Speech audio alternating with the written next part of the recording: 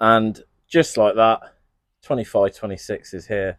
A week's training's underway. First pre-season game Saturday. John, how's the summer been? Yeah, didn't feel like we had much of a break.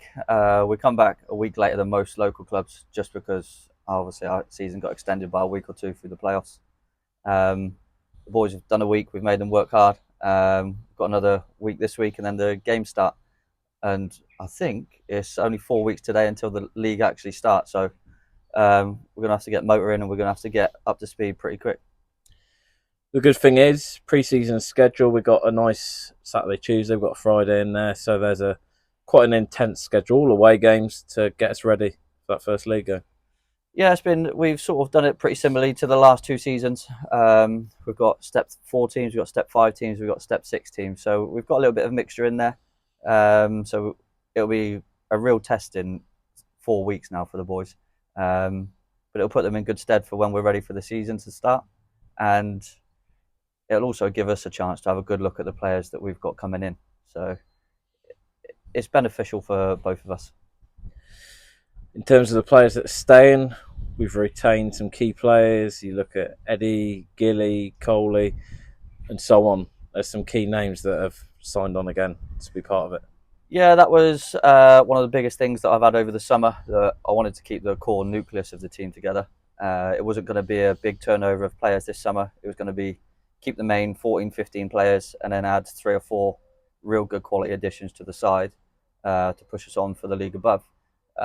We've got promoted for a reason. We've won lots of games for a reason. And I felt like we didn't have to change too much. Obviously, there's going to be a little bit more quality in there this season. But no, the boys got themselves promoted, so they're fully deserving of giving this league a shot. And that's what we're going to give them every chance in pre-season and to start the season. If things need to change after a while, we'll look into that. But the main objective was keeping the group together because the morale that they had, the togetherness that they had, got us over the line in a lot of different occasions last season. And in terms of the off the field, the coaching team is how's that shaping up for the new season? Yeah, so Ryan moved on to a different side of things, going back to youth football, and Jal, the physio, he left as well for his studies. So we've replaced the physio with Mark, who will be here match days and training, and we've also got a new coach in called Matt Aubrey. He's already taken a couple of training sessions. He's got a very different approach to what we've had last season. I think the boys, they've asked for that, so that's what they've been given. It's now up to them to buy into that, and it's up to us to give the boys as much as we can, as much information as we can, to make sure that they're ready for the next test in step 5. And like I said, it's up to them to buy into that, to take it all in, and then to eventually bring it out on match days. And going into that step 5, Combined Counties League, a new league, but with some familiar Oxfordshire faces. How do you think league will shape up this season? Yeah, it's been a nightmare in pre-season because you've got 6 or 7 teams all fighting for the same pool of players. So several of our players have been approached by all those local clubs. We've obviously approached lots of players in local areas as well.